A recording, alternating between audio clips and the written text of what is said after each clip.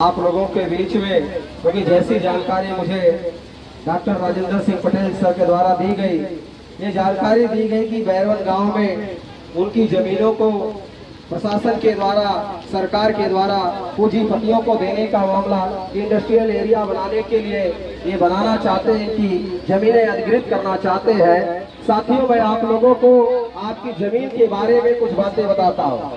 साथियों, जमीन से ही हमारा वजूद और अस्तित्व है।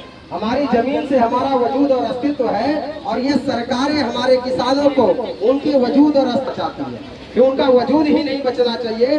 साथियों, हम इस बैरवन गांव के निवासी हैं, तो बैरवन गांव के निवासी किस आधार पर है? बैरवन गांव के निवास आधार पर है क्योंकि यहाँ पर हमारे बाप दादा के नाम पर विरासत है, हमारे बाप दादा के नाम पर जायदाद है, खेती बाड़ी है। तो साथियों, ये सरकार, ये प्रशासन पूंजीपतियों को हमारी विरासत को सौंपना चाहती है। हमारी विरासत को सौंप करके हमारे आने वाली जनरेशन को, हमारी पीढ़ी को इससे वंचित करना चाहती है, अपनी विरासत से वंचित करना चाहती है। तो साथियों, हम लोग ये लड़ाई किसके लिए लड़ रहे हैं? ये लड़ाई विरासत की लड़ाई है, ये अपनी विरासत की लड़ाई है, अपने वजूद की लड़ाई है, अपने अस्तित्व की लड़ाई है। इस अस्तित्व की लड़ाई के लिए साथियों, अस्तित्व की लड़ाई कैसे लड़े? अस्तित्व की लड़ाई लड़ने के लिए साथियों, धूप क्या होती है, बरसात क्या होती है, जाड़ा क्या होता है, तो साथियों ये पता ही नहीं होता है। वजूद की लड़ाई साथियों लड़ने, जैसे एक अपने बच्चे की परवरिश माँ करती है, तो बच्चे की परवरिश करने के लिए वो हर कष्ट को सहन करती है। तो साथियों, आप अपने वजूद को बचाने के लिए, अपने जायदाद को बचाने के लिए इसकी परवरिश आपको अपने बच्चे की तरह करनी है। इसलिए ये जो आंदोलन आप लोग चला रहे हैं, इस आंदोलन को केवल हमने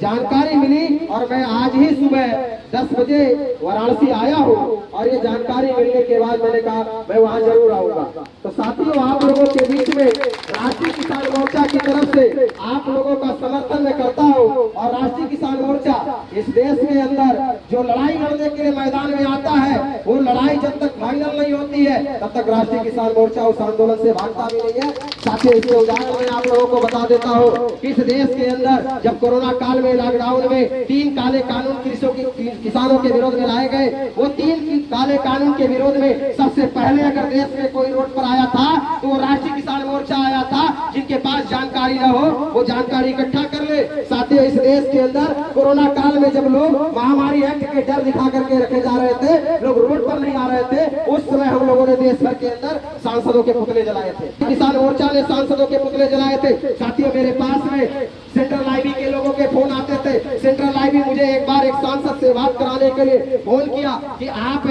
माने, साथियों अकबरपुर से रितेश सांसद है, रितेश पांडे के लिए मुझे कॉल आया कि माननीय रितेश पांडे सांसद जी आपसे बात करना चाहते हैं। तो मैंने कहा क्यों बात करना चाहते हैं? उन्होंने कहा कि वो इसलिए बात करना चाहते हैं कि मेरा पुतला ना जलाया जाए, मेरा पुतला ना जलाया जाए। तो साथियों, मैंने सेंट्रल आईबी को कहा कि रितेश पांडे को बोल दो, उन्हें जो कहना है वो सदन के अंदर जाकर कहे, अभी हमसे बात करने का कोई मतलब नहीं है। सांसदों का